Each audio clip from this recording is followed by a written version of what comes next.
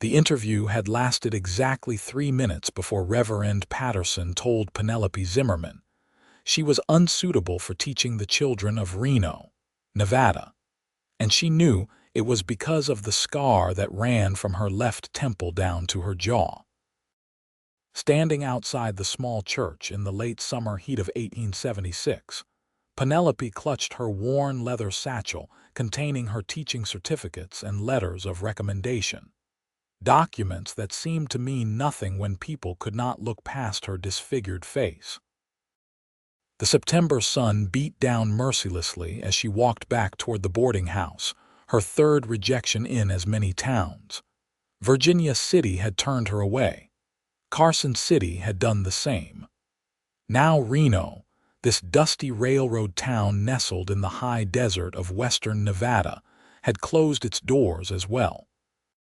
She had been 23 years old when the fire happened, a kitchen accident in her family's Philadelphia home that had taken her mother's life and left Penelope marked forever. Now, at 24, she had traveled across the country seeking a fresh start, only to discover that prejudice existed everywhere, even in places desperate for educated women. The scar tissue pulled tight when she frowned, a constant reminder that her outward appearance would always speak louder than her qualifications. The boarding house proprietor, Mrs. Henderson, looked up sympathetically as Penelope entered. The older woman had seen this dejection before in the week since Penelope had arrived. "No luck, dear. He barely let me speak," Penelope said, setting down her satchel with more force than intended.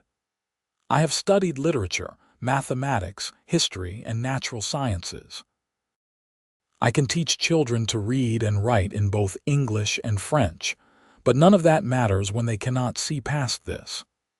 She touched the scarred side of her face without thinking, a habit she despised but could not break. "Mrs.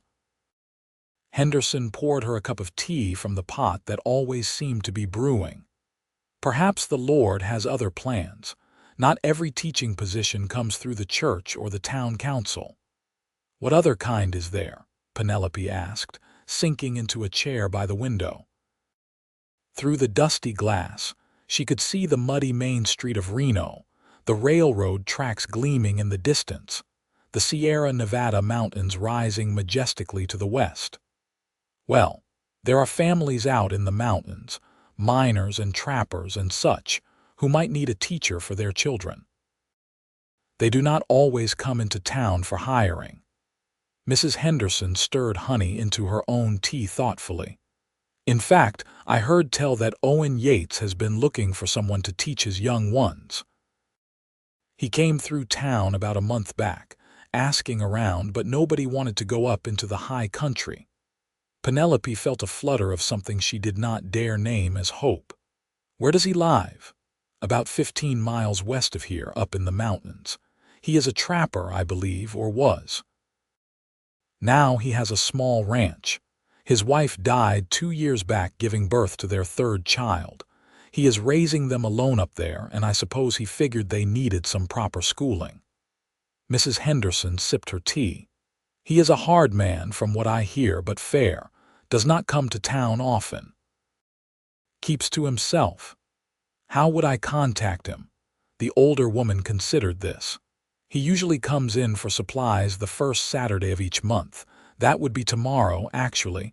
You might catch him at the general store in the morning." Penelope spent that evening preparing herself mentally for yet another rejection. Yet another person who would look at her face and see only damage, only something broken and ugly.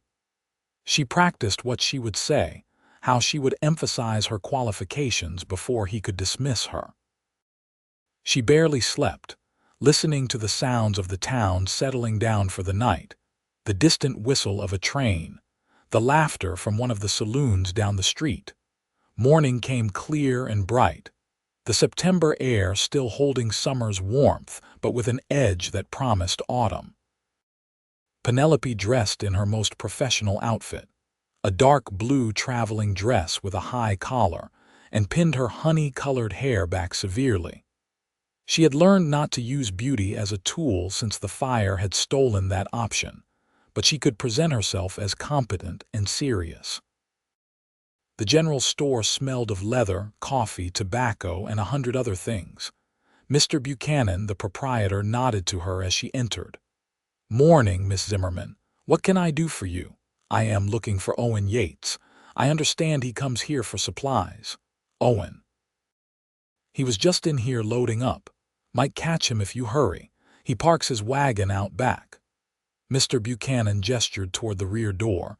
Penelope's heart hammered as she walked through the store and out the back entrance. A large wagon stood there, already half loaded with sacks of flour, beans, sugar, and various other supplies. And beside it stood the largest man she had ever seen. Owen Yates was not simply tall, though he must have stood well over 6 feet. He was built like the mountains themselves, all broad shoulders and thick arms, his chest massive beneath a worn flannel shirt. His dark hair fell past his shoulders, caught back with a leather cord, and his face was deeply tanned and weathered from years of outdoor living. A thick beard covered his jaw, and when he turned at the sound of her footsteps, his eyes were a startling blue-gray, like storm clouds over the peaks. "Yes." His voice rumbled deep, not unfriendly but cautious. Penelope had learned to face rejection head-on. She lifted her chin, letting him see the full extent of her scarring in the morning sunlight. "My name is Penelope Zimmerman. I am a certified teacher from Philadelphia, and I understand you are seeking someone to educate your children. I would like to apply for that position." Owen Yates looked at her for a long moment, his expression unreadable. She waited for the familiar flicker of discomfort, the quick glance away, the polite but firm dismissal. Instead, he set down the crate he had been holding and walked closer, studying her with an intensity that made her want to step back, though she held her ground. "You got references?" he asked. The question surprised her so much she almost fumbled with her satchel. "Yes, I have my teaching certificates and letters from the academy where I studied, as well as from families I tutored in Philadelphia." He held out a massive, calloused hand. She placed the papers in it, watching as he read through them carefully. He read slowly but thoroughly, she noticed, taking his time with each document. When he finished, he looked at her again. "Says here you are qualified to teach children from beginning reading through advanced mathematics and sciences. That true?" "Yes, sir." "Says you speak French and can teach music as well." "Piano primarily, though I have no instrument. But yes." He folded the papers carefully and handed them back. "My children are 8, 6, and 2 years old. The oldest, Margaret, can read a little. I have taught her what I know, but that is not much. Thomas, the middle one, knows his letters. Little Sarah is just a baby still, but she is smart. They all need proper teaching, the kind their mother wanted them to have." Penelope felt her pulse quicken. "I would be happy to teach them, Mr. Yates. I can create lessons appropriate to each level, and as they progress, I can adjust the curriculum accordingly." "It is rough living up in the mountains," he said bluntly. "We have a cabin, and I built on a room for a teacher last year. It has a bed, a stove, a desk, but it is not fancy. We are 15 miles from town, and in winter we might not get here for months at a time when the snow gets deep. You would be isolated. I am accustomed to hardship, Mr. Yates." She touched her face again briefly. "This scar came from a fire that killed my mother. I understand that life is not always comfortable or easy." Something shifted in his expression, a softening around his eyes. "I will not lie to you, Miss Zimmerman. I asked in town for a teacher, and nobody would come. They said it was too far, too isolated, too dangerous for a lady alone. But that is not why you have been turned down in Reno, is it?" She met his gaze steadily. "No. Reverend Patterson and the others believe that children should not have to look at someone like me every day." They think I would frighten them or set a bad example. That is foolishness, Owen said flatly. My children need education, not a pretty face standing at the front of a classroom. If you are willing to come up to the mountain and teach them, I will pay you $30 a month plus room and board. That is more than the town would pay because the work is harder and the conditions rougher. You will be expected to help with some household tasks as well, cooking and such, because I have my hands full with the ranch and the children. But your primary job is teaching. Does that sound acceptable? $30 a month was generous, more than she had expected. It sounds very acceptable, Mr. Yates. Then you are hired. He extended his hand and she shook it, his grip firm but careful, as if he was conscious of his strength. I am heading back up this afternoon. If you can be ready by then, you can ride with me. Otherwise, I will not be back to town until next month. I will be ready, Penelope said quickly. I have very few belongings. Meet me here at 2 o'clock. Owen turned back to his wagon, then paused. Miss Zimmerman, my children have seen hardship too. They lost their mother in the worst way possible. They are not going to judge you for a scar, and neither do I. She felt an unexpected warmth in her chest, something that had been frozen since the fire. Thank you, Mr. Yates. Back at the boarding house, Mrs. Henderson helped her pack her trunk and settle her account. Are you certain about this, dear? That is very isolated country, and you will be alone with a strange man and his children. He seems honorable, Penelope said, folding her dresses carefully. And it is a teaching position, which is what I came west to find. I cannot afford to be particular about the location. Just be careful. Mountain men can be peculiar folk.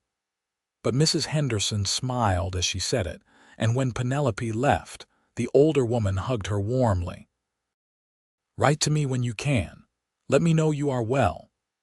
At 2 o'clock precisely, Penelope stood outside the general store with her trunk and satchel. Owen Yates arrived with his loaded wagon, and he lifted her trunk into the back as if it weighed nothing, securing it with rope. He helped her up onto the bench seat, and then they were moving, the wagon rolling out of Reno toward the western mountains. The road started well enough, a traveled track that followed the Truckee River, but after a few miles it became rougher, winding upward into the pines.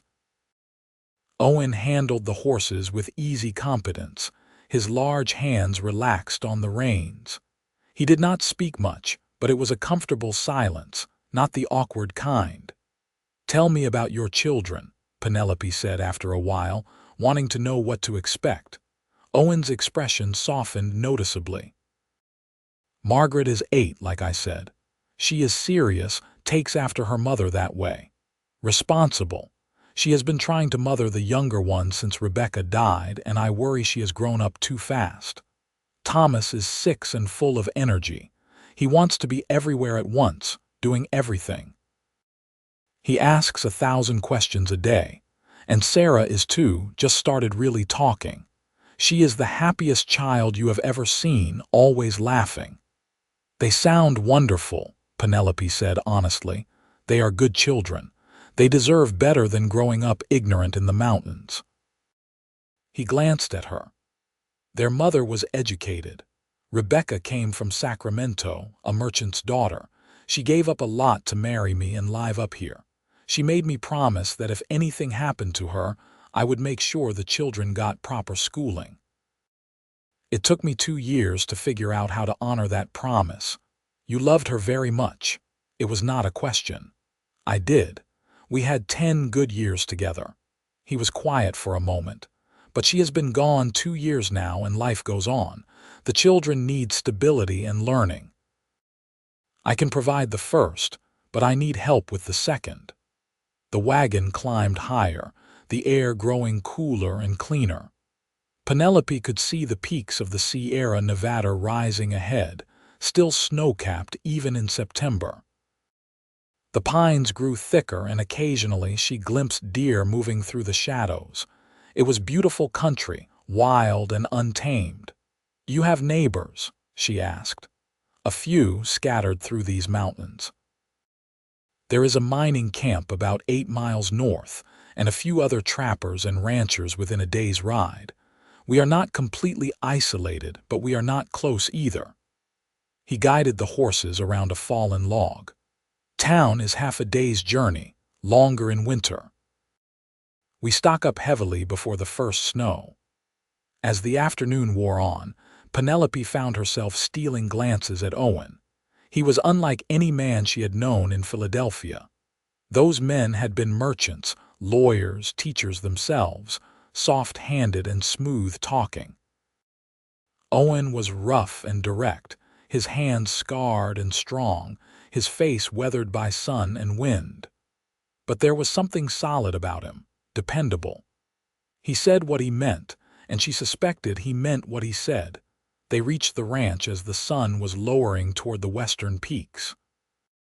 It was a beautiful spot, a wide meadow surrounded by pines, with a clear stream running through it. The cabin was larger than she had expected, built of solid logs with a stone chimney.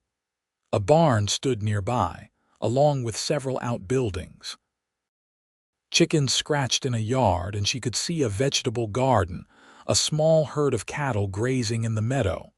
"This is lovely," Penelope said, genuinely impressed. "I have worked hard to make it a good place for my children," Owen said, pulling the wagon up to the cabin.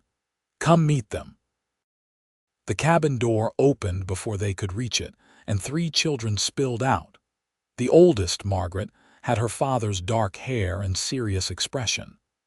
Thomas was lighter, with reddish-brown hair and freckles, bouncing with barely contained energy. Little Sarah toddled behind them, chubby-cheeked and smiling. "Papa," Thomas shouted. "You are back. Did you bring candy?" "Manners, Thomas," Owen said, but his voice was warm. "Children, this is Miss Zimmerman. She's going to be your teacher and will be living with us."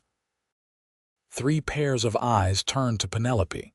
She braced herself for the reaction to her scar, but Margaret simply stepped forward and held out her hand politely. "How do you do, Miss Zimmerman? I am pleased to meet you." "I am very pleased to meet you, Margaret," Penelope said, shaking the small hand.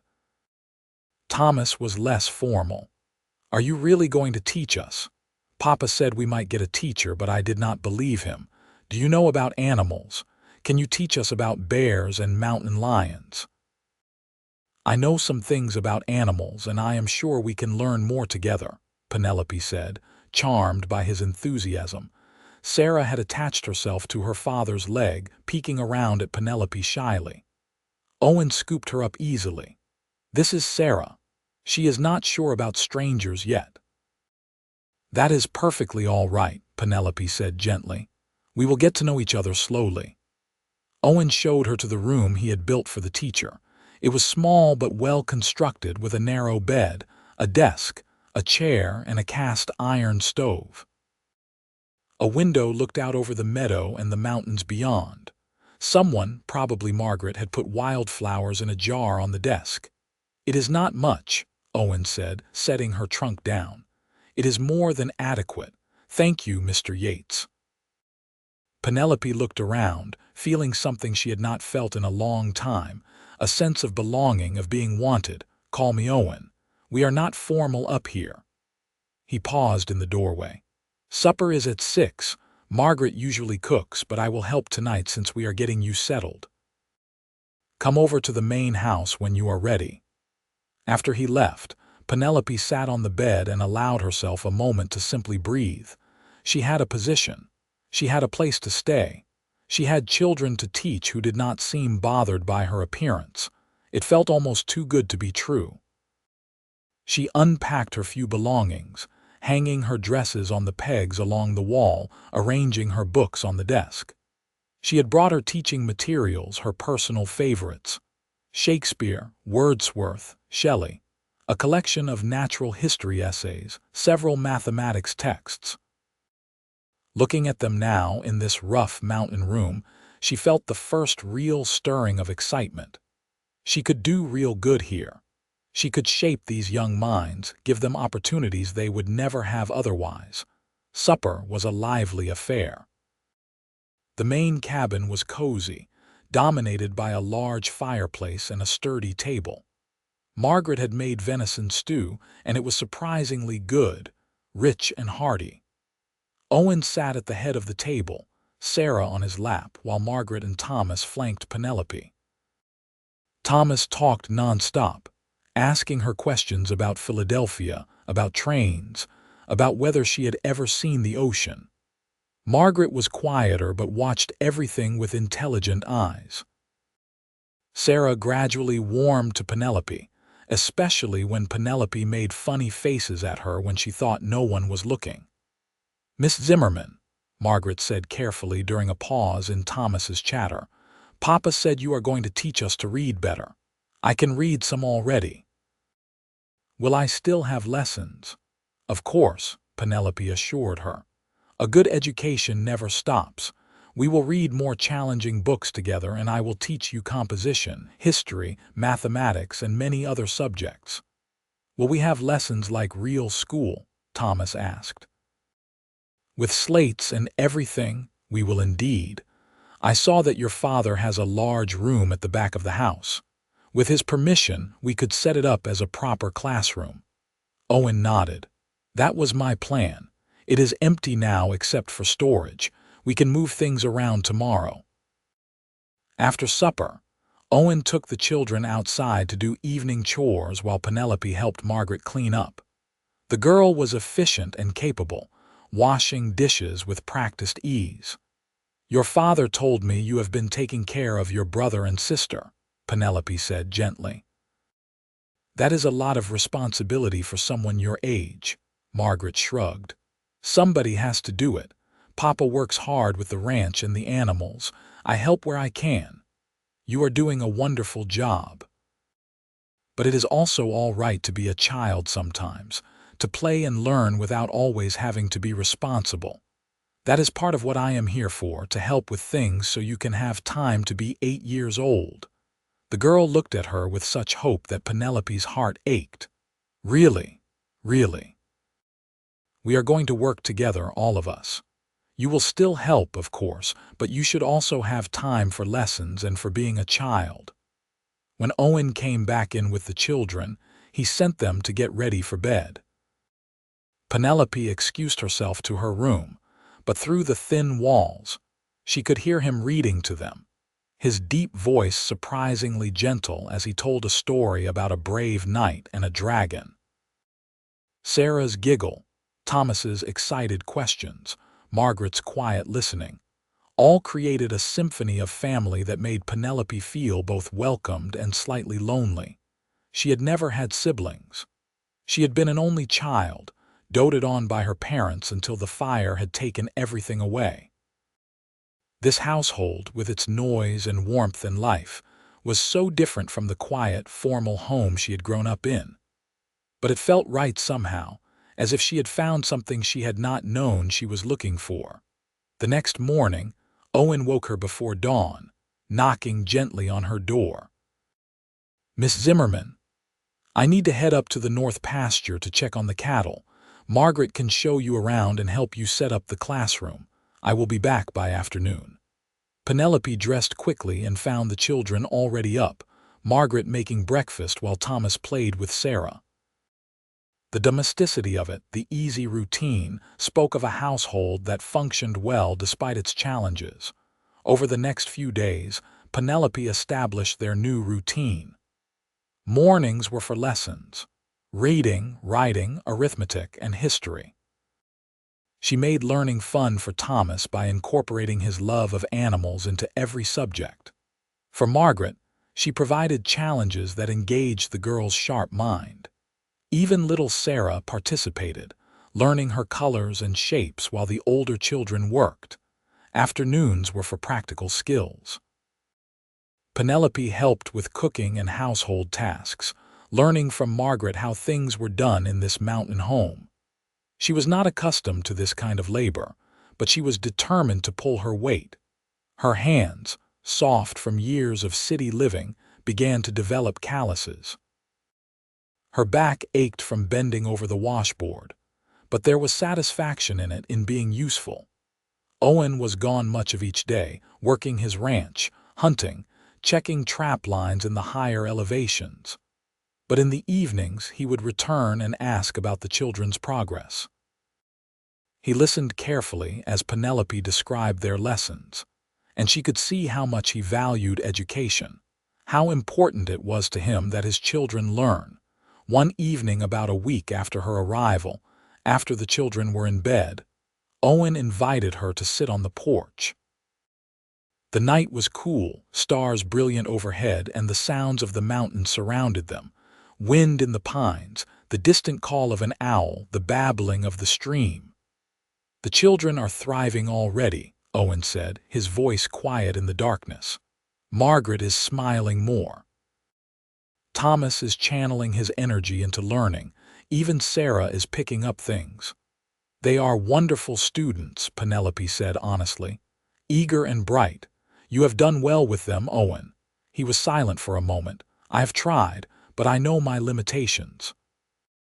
I can teach them how to survive in the mountains, how to work hard, how to be good people. But I cannot give them what Rebecca wanted for them, that education, that broader understanding of the world. That is what you are doing. It is my pleasure and my calling." Penelope looked out at the dark shapes of the mountains against the starlit sky.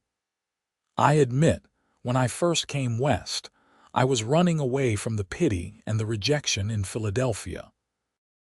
Everyone there knew me before the fire, and they could not stop seeing the girl I used to be and comparing her to what I had become. Coming here, I thought I would at least be judged on my merits, but the towns were no better. People are fools," Owen said bluntly. "They see the surface and think they know everything. You did not." She turned to look at him, his profile strong in the starlight. "You barely glanced at my scar before asking about my qualifications. Why?" He took his time answering, and she was learning that this was his way, to think before speaking. "I grew up hard," he finally said. "My parents died when I was 12, left me and my younger sister alone. I worked any job I could find to keep us fed. I learned young that what matters is what a person can do, what they are made of inside, not what they look like or where they come from. When I met Rebecca, her father did not want her to marry me because I was rough and uneducated. But she saw past that to the man I was trying to be. She taught me to read better, to think beyond just surviving. She made me want to be more." He paused. "So when I saw you with your scar and your qualifications, I saw someone who had survived something hard and was still trying to make something of herself. That is the kind of person I respect." Penelope felt her throat tighten with emotion. "Thank you for saying that.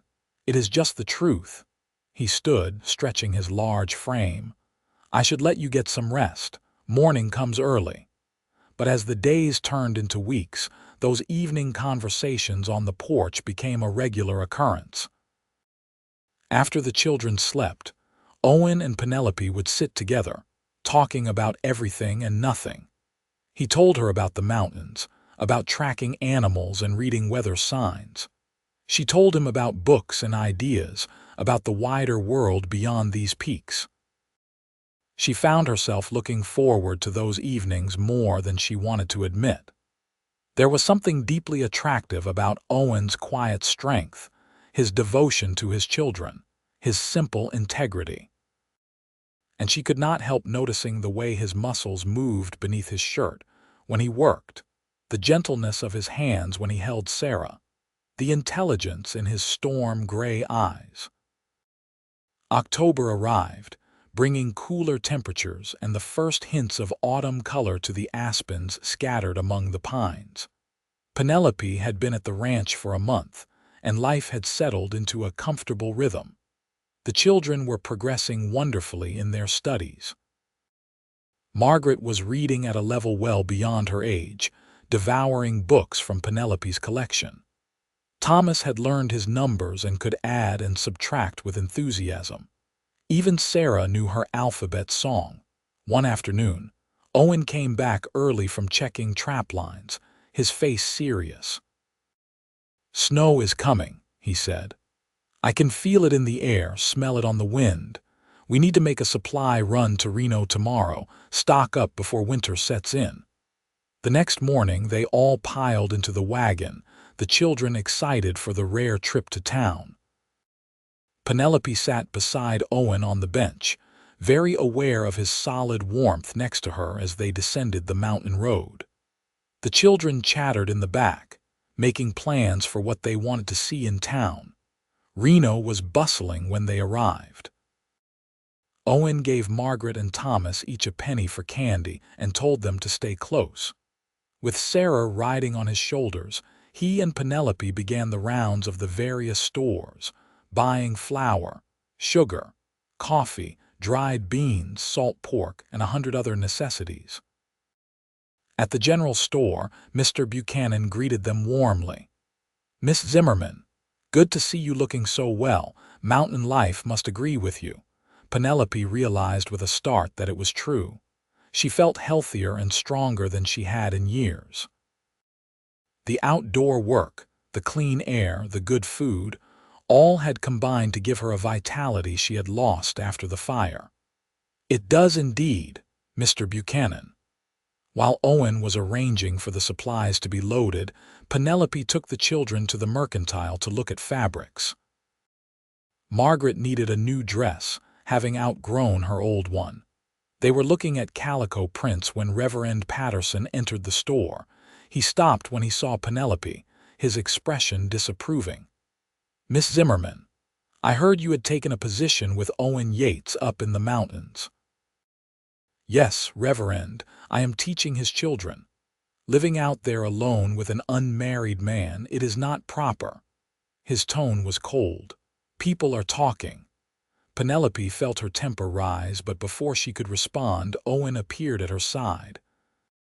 He seemed even larger in the confined space of the store, his presence commanding. "Are you suggesting something improper about my household, Reverend?" Patterson took a step back despite himself. "I am merely saying that appearances matter, Mr. Yates. A young, unmarried woman living under your roof. Miss Zimmerman is my children's teacher. She has her own quarters. Everything is entirely proper and respectable."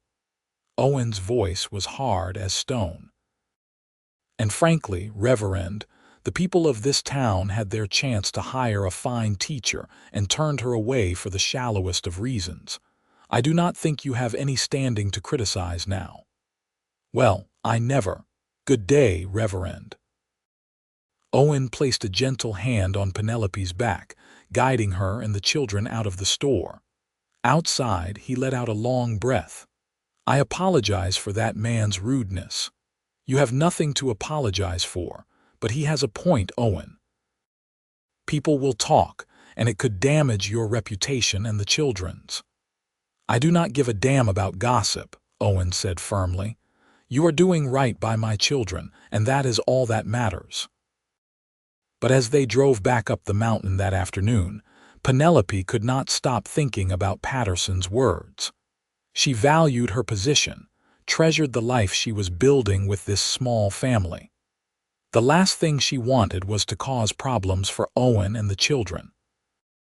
That evening, after the children were asleep, she brought it up again as they sat on the porch. "Owen, I have been thinking about what Reverend Patterson said. Forget him. I cannot. He is right that it looks improper me living here. I do not want gossip to hurt your children or damage your standing in the community." Owen was quiet for a long moment, staring out at the darkness. When he finally spoke, his voice was thoughtful. "There is a way to silence the gossip permanently." "What do you mean?" He turned to look at her, and even in the dim light from the cabin window, she could see the intensity in his eyes. "We could marry." Penelope's breath caught. "What? Hear me out." He shifted to face her more fully. "I am not saying this just because of gossip. These past weeks, having you here, it has made me realize how much was missing from this household. Not just a teacher for the children, but someone to talk to, someone to share things with. You fit here, Penelope. The children love you and I. He paused, searching for words. I have come to care for you a great deal. Her heart was pounding so hard she was certain he could hear it. Owen, I care for you too, but marriage is a serious step. You barely know me. I know you well enough. I know you are brave and kind and smart. I know you do not complain about the hard work. I know you love my children as if they were your own. I know that when I come home in the evenings, I look forward to seeing you as much as I do them. He reached out and took her hand, his calloused palm warm against hers. I am not Rebecca, and I would never try to replace her in your heart. But could we not build something new together? Penelope looked down at their joined hands, his so large and strong, hers so small in comparison. She thought about the past month, the happiest she had been since before the fire. She thought about Margaret's progress, Thomas's enthusiasm, little Sarah's hugs. She thought about these evening conversations that had become the highlight of her days. And she thought about Owen himself, this strong, honorable man who had looked past her scars to see her worth, who worked tirelessly for his children, who made her feel safe and valued and wanted. I am not Rebecca either, she said quietly. You loved her, and I could never be her. I am not asking you to be. I loved Rebecca with the love of a young man who did not know any better. She was my first love, and I will always treasure that. But I am older now, and I know that love comes in different forms. What I feel for you is real, Penelope. It is not the same as what I felt for Rebecca, but it is no less meaningful. She looked up at him, this mountain man with his wild hair and weathered face and eyes that saw straight through to her soul. The scar does not bother you, truly, Penelope. He reached out with his free hand and gently traced the line of the scar with one rough fingertip, so carefully, so tenderly. This scar is part of you, part of your story, part of what made you strong enough to come west alone and brave enough to take a chance on a mountain man and his children. Why would I be bothered by it? She felt tears welling up, and she blinked them back. I thought no one would ever want me after the fire. Everyone in Philadelphia pitied me or was repulsed by me. I came west thinking at least I could be useful, could teach, could have a purpose even if I could not have a family of my own. You can have both. Owen squeezed her hand. You already are part of this family. This is just making it official. Say yes, Penelope. Marry me. Let me spend the rest of my life proving to you that you are wanted and valued and beautiful, scar and all. The tears spilled over then, running down her cheeks, both the scarred side and the unmarred one. Yes, she whispered. Yes, I will marry you. Owen pulled her into his arms, and she went willingly, pressing her face against his broad chest, feeling his heart beating strong and steady beneath her cheek. His arms wrapped around her, strong and secure, and for the first time since the fire, she felt truly safe. He tilted her face up gently and kissed her, and it was nothing like she had imagined a kiss could be. It was soft and sweet and thorough, and when he pulled back, both of them were breathing hard. We will go to Reno next week, Owen said, his voice rough. Get married properly. The children will be thrilled. He was right about that. When they told the children the next morning, Thomas whooped with joy and danced around the kitchen. Margaret smiled the biggest smile Penelope had ever seen and threw her arms around them both. Even Sarah seemed to understand something good was happening, clapping her chubby hands and laughing. Does this mean Miss Zimmerman will be our new mother? Margaret asked, hope shining in her eyes. Owen looked at Penelope and she nodded. If you would like me to be, she said softly. Yes, Margaret said fervently. Yes, please.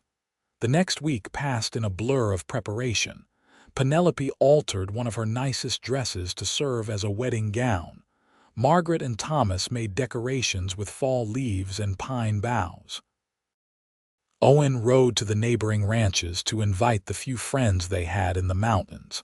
On a crisp October morning, they made the journey down to Reno. Despite his earlier rudeness, Reverend Patterson agreed to perform the ceremony in the small church. Word had spread, and several townspeople came, including Mrs. Henderson, who cried happy tears throughout the service. Penelope stood beside Owen in front of the simple altar, very aware of his solid presence beside her.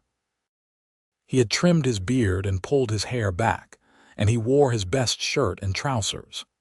He looked magnificent, strong and handsome, and when he took her hands and spoke his vows in that deep, steady voice, she felt her heart swell with something she was ready to name as love. When it came time for her vows, she looked up into his storm-gray eyes and spoke clearly, her voice not wavering. "I, Penelope, take you, Owen, to be my husband. I promise to stand by you, to be a good wife and mother to your children, to love you in good times and in hard times, for as long as we both shall live." "You may kiss your bride," Reverend Patterson said, somewhat stiffly. Owen cupped her face gently, both the scarred side and the smooth side, and kissed her thoroughly enough to make her blush. The small congregation applauded, and the children cheered. They had a simple reception at the boarding house, with cake that Mrs. Henderson had baked and cider to drink. Then they loaded back into the wagon and headed home to the mountain.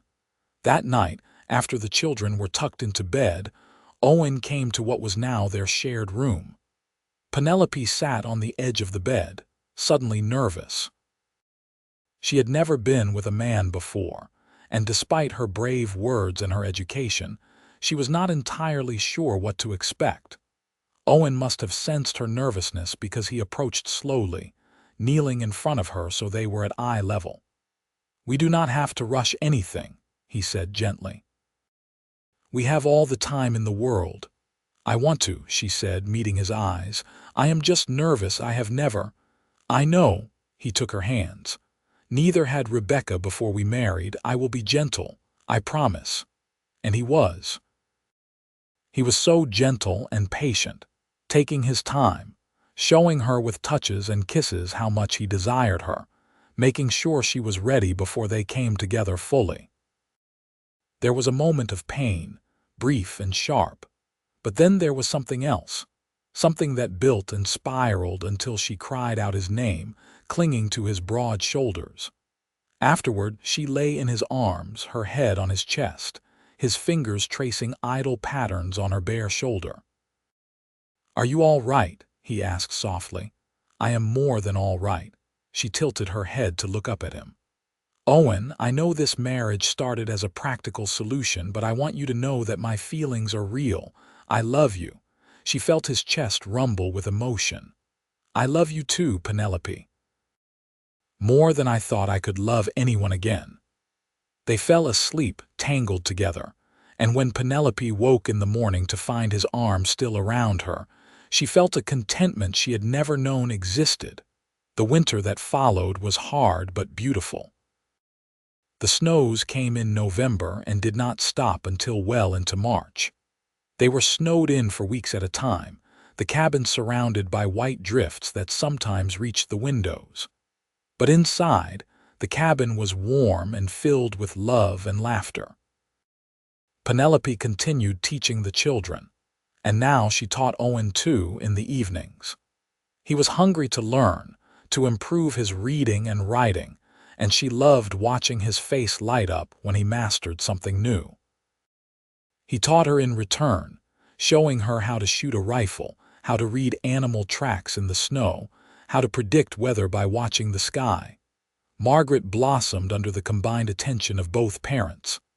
Thomas grew stronger and more focused, channeling his energy into learning.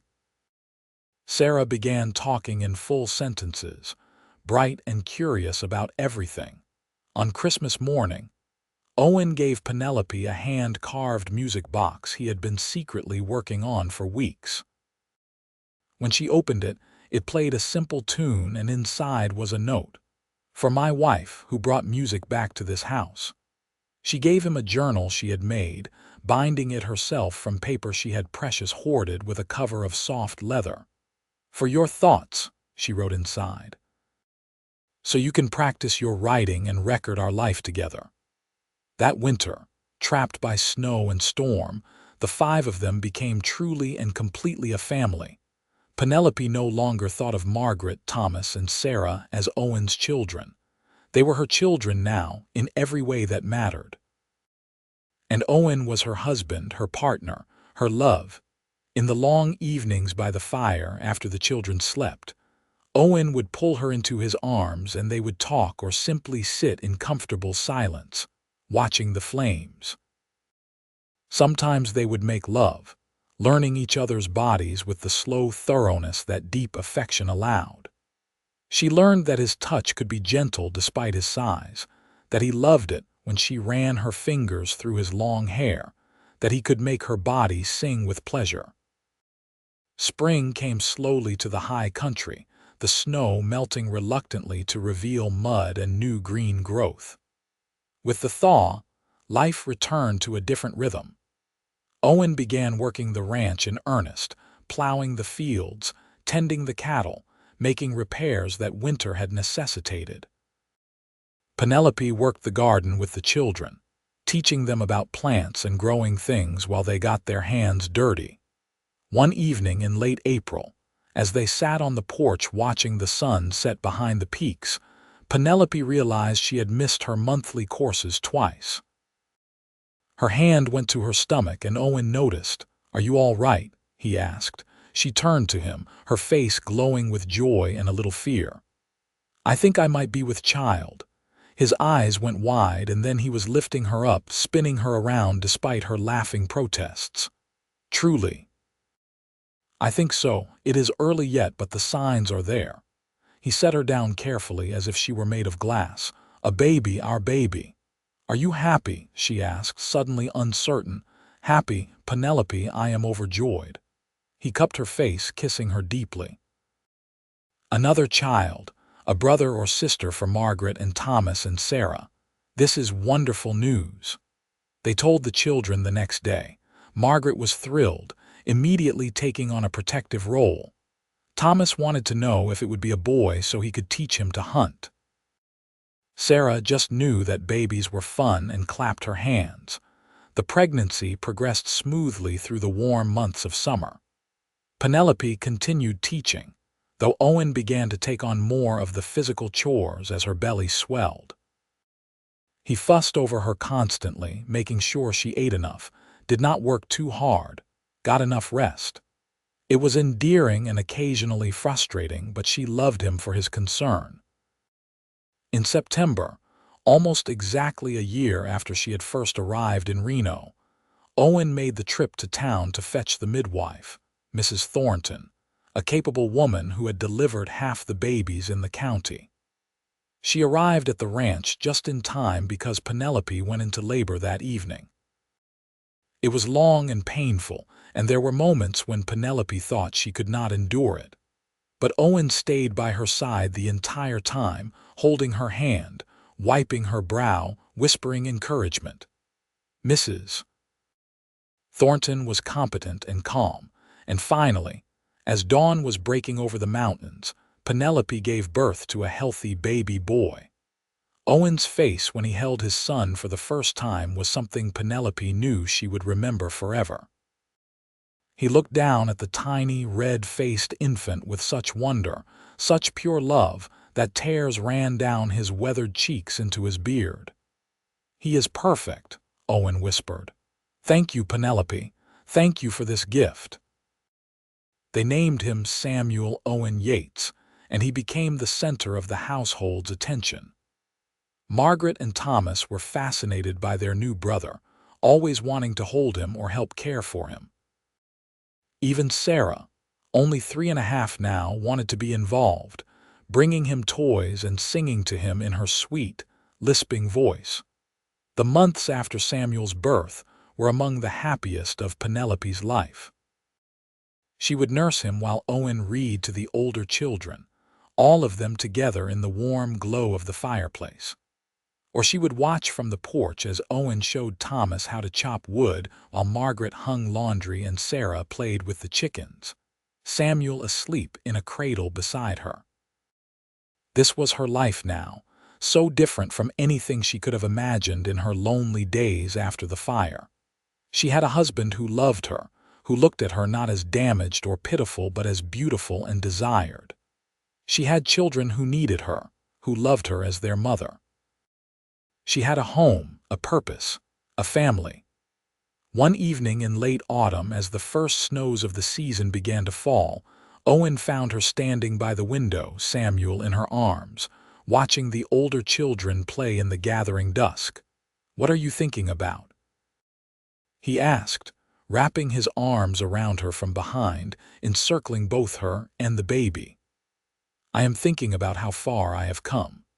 A little over a year ago, I was standing outside Reverend Patterson's church, thinking that no one would ever want me, that my life would be lonely and small. And now look at me. I have everything I never knew I needed." Owen kissed the top of her head. "I was thinking something similar. When Rebecca died, I thought that part of my life was over. I thought I would raise my children alone and that would be enough. But then you came along, all fierce and determined despite how life had hurt you, and you changed everything. You made me remember that there is always room for more love, more life, more joy." She turned in his arms, careful of the baby between them, and kissed him. "I love you, Owen Yates. Thank you for seeing past my scar. Thank you for giving me this life. I love you too, Penelope, and I will spend every day of the rest of my life making sure you know how precious you are to me." The years that followed were full and rich. Penelope continued to teach the children, watching with pride as Margaret grew into a poised, intelligent young woman who eventually would go to Sacramento to attend a women's college. Thomas developed into a fine young man, inheriting his father's love of the mountains and his mother's curiosity about the world. Sarah grew up sweet and kind, always ready with a hug or a song. And Samuel, the baby born of their love, was a perfect blend of both parents, strong and gentle, curious and steady. 3 years after Samuel's birth, Penelope gave birth to twin girls, Emma and Alina, who filled the house with double the noise and double the laughter. 2 years after that came another boy, Daniel, completing their family. Owen expanded the cabin twice to accommodate their growing brood, adding rooms and building a proper schoolhouse separate from the main building. Other families in the mountains heard about the good education Mrs. Yates provided and began sending their children to learn as well. What had started as one woman teaching 3 children became a real school, with a dozen students from throughout the high country. Through it all, Owen remained her rock, her love, her partner in every sense of the word. They would still sit on the porch in the evenings when they could steal a moment alone, talking about their days, making plans for the future, or simply enjoying the comfortable silence of 2 people who knew each other completely. Sometimes Penelope would catch Owen looking at her with such tenderness that it made her heart ache in the best possible way. And sometimes she would watch him working, his muscles flexing beneath his shirt, his strong hands capable of such gentleness, and marvel that this man was hers. The scar that had once seemed like such a curse became just another part of her, neither hidden nor emphasized. Her children would sometimes trace it with curious fingers, and she would tell them the story of the fire, of loss and survival, of how something terrible could lead to something wonderful if you were brave enough to keep going. On their 10th wedding anniversary, Owen took her back to Reno, leaving the children with neighbors for a rare couple of days alone.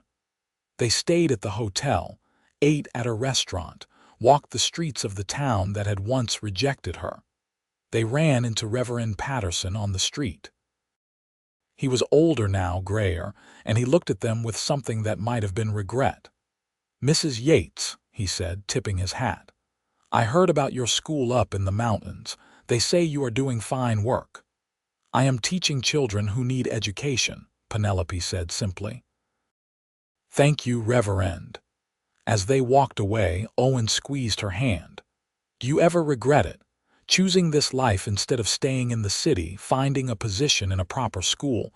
Penelope looked up at her husband, this mountain man who had given her everything, and smiled. "Regret? Owen, you and our children are the best things that ever happened to me. This life, this family, is more than I ever dreamed of having. I would not change a single moment." That night, in their hotel room, they made love with the slow, deep passion of two people who knew each other's bodies intimately, who had built a life together through joy and hardship, who had chosen each other and continued to choose each other every day. Afterward, lying tangled together in the darkness, Penelope thought about the girl she had been, scared and scarred and certain her life was over.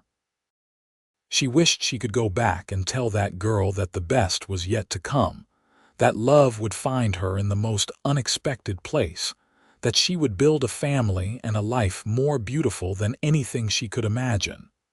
But she could not go back, and that was all right.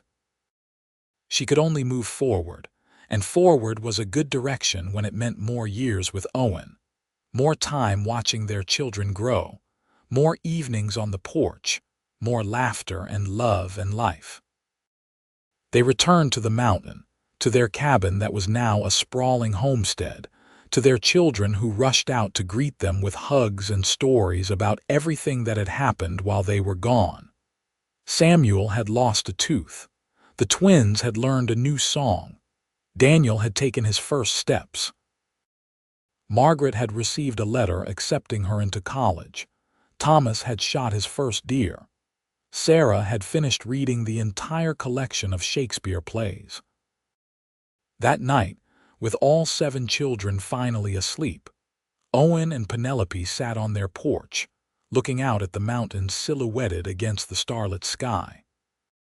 The September air was cool, reminding Penelope of that day 11 years ago when she had first driven up this road, uncertain and hopeful in equal measure.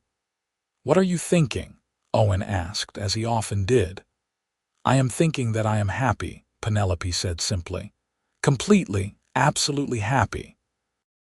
I have you, I have our children, I have work that matters. What more could anyone want?" Owen pulled her close, and she rested her head on his broad shoulder. "Nothing," he agreed. "We have everything that matters right here." And sitting there in the darkness, surrounded by the mountains and the night sounds and the warmth of her husband's embrace, with their children sleeping safely inside the home they had built together, Penelope knew that she had finally found where she belonged. She was no longer the scarred woman no one would hire. She was a wife, a mother, a teacher, beloved and necessary and home. The story could have ended there, and it would have been enough. But life is not a story that ends with a single happy moment. It continues, flowing like the stream beside their cabin, sometimes turbulent, sometimes peaceful, but always moving forward. Over the next 20 years, Penelope and Owen watched their children grow and make their own ways in the world. Margaret graduated from college and became a teacher herself, eventually opening a school for girls in Sacramento. She married a lawyer who appreciated her intelligence, and they gave Owen and Penelope their first grandchildren, twin boys who visited the mountain ranch every summer. Thomas took over more and more of the ranch work as Owen aged, eventually building his own cabin nearby with a wife he had met at one of the neighboring ranches. They had 4 children who attended school in the building their grandmother had established, learning from the teacher Penelope, eventually hired to help manage the growing student population. Sarah surprised everyone by developing a passion for medicine. She apprenticed with a doctor in Carson City and became a midwife and healer, providing care to families throughout the mountains. She never married, claiming she was married to her work, but she was beloved by everyone who knew her. Samuel inherited his father's size and strength, and his mother's intellectual curiosity. He became a naturalist, studying and cataloging the plants and animals of the Sierra Nevada, publishing papers that brought attention to the importance of preserving the wilderness. He married a botanist, and they lived simply in the mountains, continuing work that mattered. The twins, Emma and Alina, were inseparable. They became businesswomen, opening a mercantile in Reno that became known for fair prices and honest dealing. They married brothers from a local ranching family, and between them, they had 8 children who kept everyone busy. Daniel, the baby of the family, became a teacher like his mother, eventually taking over the mountain school when Penelope decided it was time to step back. He had inherited his father's gentle strength and his mother's gift for making learning exciting, and the school thrived under his guidance. Through it all, Owen and Penelope remained the center around which their family orbited. Their love, which had begun as a practical solution to a problem, had deepened into something profound and unshakable. They had weathered hard times together, difficult winters, illness, the challenges of raising 7 children, the heartbreak of seeing them leave home. But they had weathered good times too, grandchildren, success, the satisfaction of work well done, the simple pleasure of growing old together. Owen's hair turned from dark to silver, and his beard went white. His body, once so powerful, began to slow down, though he remained active and capable well into his 70s. Penelope's hair also silvered, and lines appeared around her eyes and mouth, laugh lines that told the story of a life filled with joy. The scar remained, faded now with age, just another line among many on her face. On a summer evening in 1916, 40 years after Penelope had first come to the mountain, she and Owen sat on their porch as they had so many times before. They were both in their 70s now, surrounded by the legacy they had built, the ranch that Thomas ran, the school where Daniel taught, the house full of photographs and memories. "You remember the day we met?" Owen asked, his voice softer than it once had been but still with that deep rumble she loved. "I remember thinking you were the biggest man I had ever seen," Penelope said with a smile. "I was terrified you would reject me like everyone else had. I remember thinking you had the bravest eyes I had ever seen, someone who had been hurt but refused to give up." He reached over and took her hand, his fingers intertwining with hers as naturally as breathing. "Hiring you was the best decision I ever made. Marrying you was the second best." "What was the first?" she asked, amused. "Hiring you," he repeated, "because it led to everything else. Our marriage, our children together, this whole life we built. It all started with me seeing past what everyone else saw and recognizing something precious." Penelope leaned against his shoulder, this man who had been her husband for 40 years, her partner in every way. "We built something good here, did we not? We built something extraordinary." Owen kissed the top of her head, a gesture he had performed thousands of times, one that never lost its tenderness. "We raised good children who are doing good things in the world. We created a school that has educated hundreds of mountain children. We loved each other well. What more could we ask?" "Nothing," Penelope agreed, echoing the words she had spoken so many years ago. "We have everything that matters." They sat together as the sun set behind the peaks, painting the sky in shades of gold and rose and purple.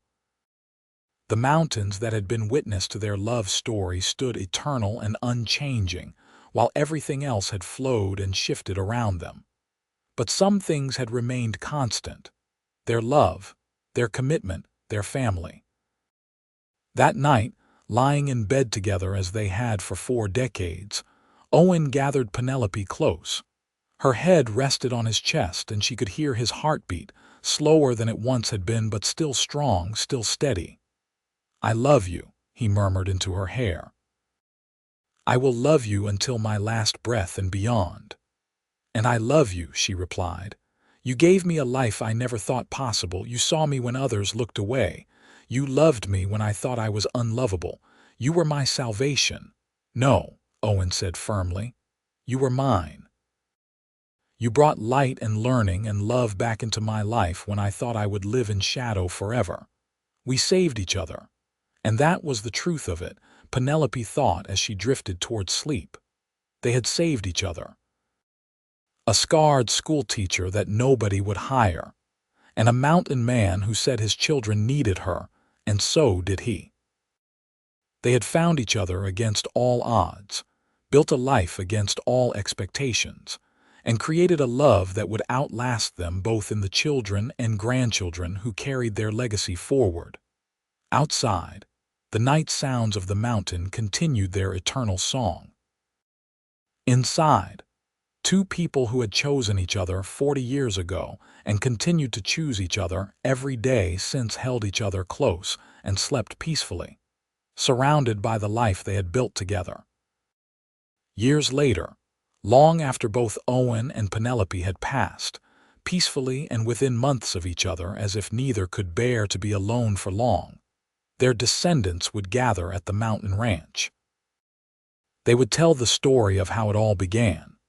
A schoolteacher with a scarred face who thought she would never be wanted, and a mountain man with motherless children who saw past the scar to the treasure beneath.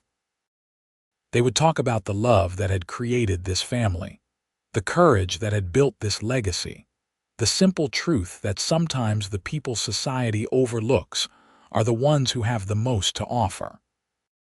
And sitting on that same porch where Owen and Penelope had spent so many evenings, looking out at those eternal mountains, their children and grandchildren and great-grandchildren would understand that love is not about perfection.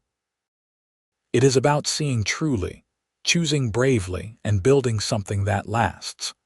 It is about a mountain man who looked at a scarred woman and saw beauty, and a schoolteacher who looked at a rough trapper and saw home.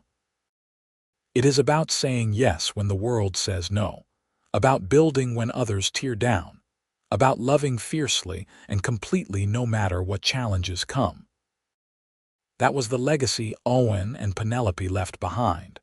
Not just a family or a school or a ranch, but the proof that love can bloom in the most unexpected places, that it can heal the deepest wounds, and that when two people commit to each other and to building something good together, they can create something that echoes through generations. The mountain ranch still stands today, preserved by the family that Owen and Penelope created. The school building remains, converted now into a museum that tells the story of education in the high country. And on a plaque beside the door, there are words that Daniel, their youngest son, had inscribed there shortly after his parents' deaths. In memory of Owen and Penelope Yates, who proved that love sees what others overlook, and that courage builds what fear destroys.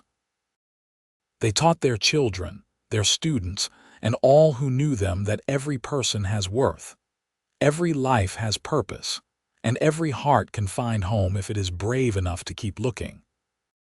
And that, truly, is where the story ends and the legacy begins, in a love that transformed lives, built a family, and proved that sometimes the best things in life come from the chances we take on people others have given up on, and the courage to believe that we deserve love even when the world tells us otherwise.